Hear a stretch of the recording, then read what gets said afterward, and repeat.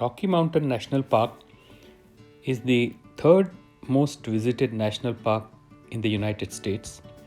It's located in Colorado State, approximately 85 kilometers north of Denver.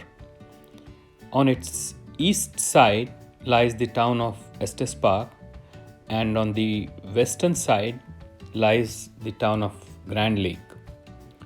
The national park has an area of approximately 1000 square kilometers.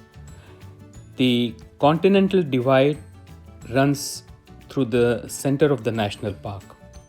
Rivers on the western slope go to Pacific Ocean, whereas the rivers on the eastern slope go to Atlantic Ocean. During May 25th to October 11, the national park has a timed entry system. For entering the national park, you require two things.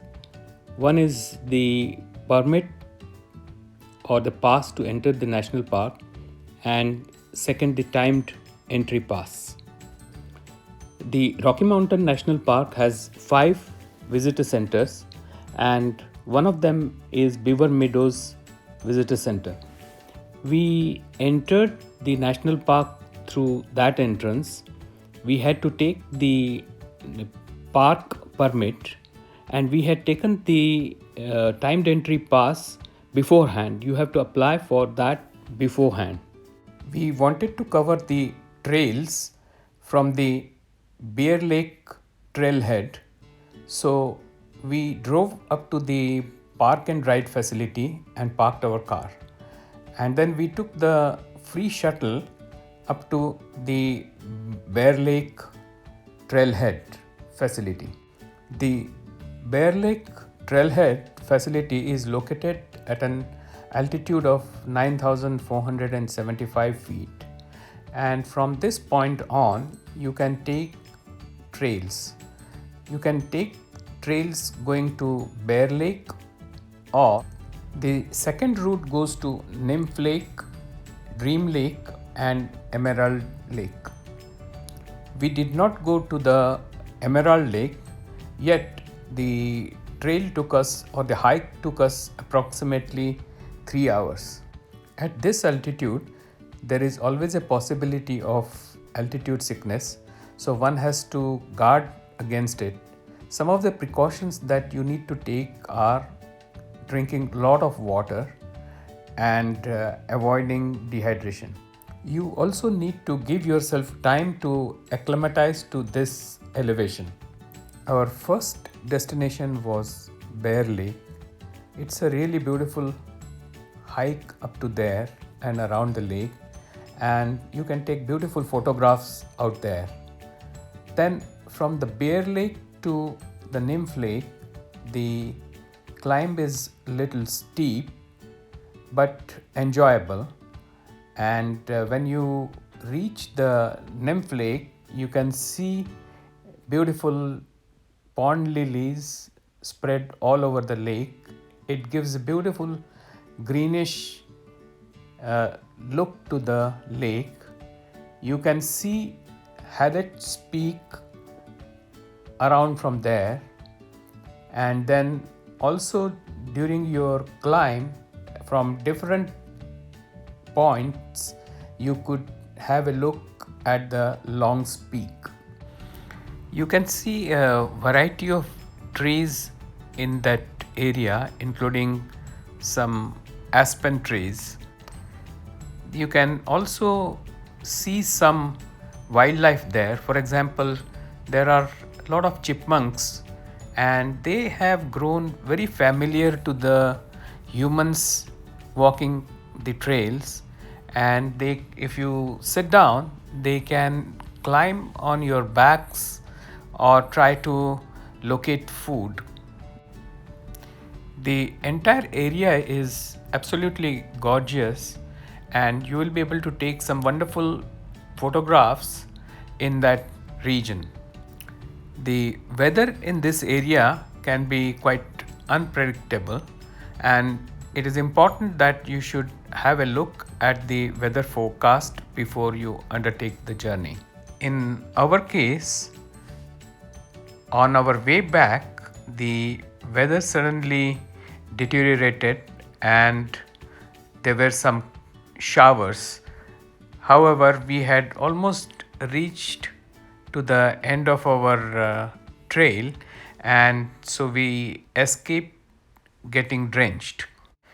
During our hike, we were able to take some beautiful pictures of the mountains around as well as the forests. When we reached Dream Lake, we found that there were a lot of tourists and the area was relatively flat. So we were able to sit down and rest for a while and taking in beautiful breeze, looking at the water flowing on the rocks and generally enjoying the beautiful scenery at Dream Lake. We were able to take some beautiful pictures of the flat top mountain which we could see from the Dream Lake. After chatting with some of our fellow tourists, enjoying the weather and the beautiful views at the lake, we decided it was time to start our journey back.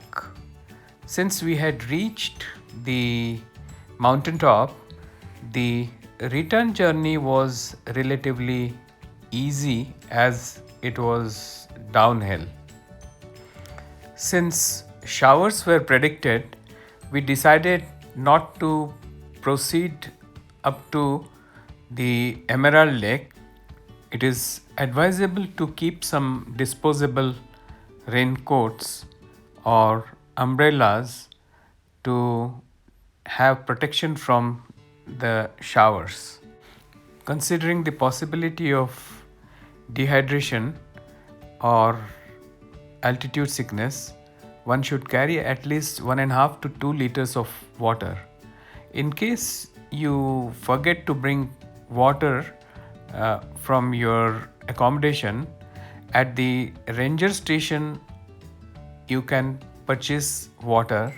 You can also get maps of the area. It took us approximately 3 hours to cover the entire trail comprising Bear Lake, Nymph Lake and Dream Lake. After reaching the ranger station, we had to wait for a while to catch the bus which would take us up to the park and ride facility. At ranger station there is a shade, so in case it rains, you will have some protection from the rain. From the park and ride facility, the drive up to Estes Park is approximately 45 to 50 minutes. In case there is less crowd, you can drive right up to the ranger station from your accommodation. Parking facilities at the ranger station or the trailhead is very limited and one should not take a chance. Only if you are 100% sure that you will get parking at the trailhead, you should drive. Otherwise, the best option is to take the shuttle from the park and ride facility.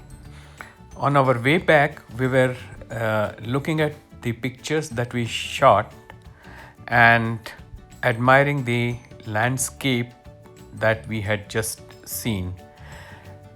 Definitely, going to Rocky Mountain National Park, one should visit the Bear Lake trailhead and visit, if possible, all the 4 lakes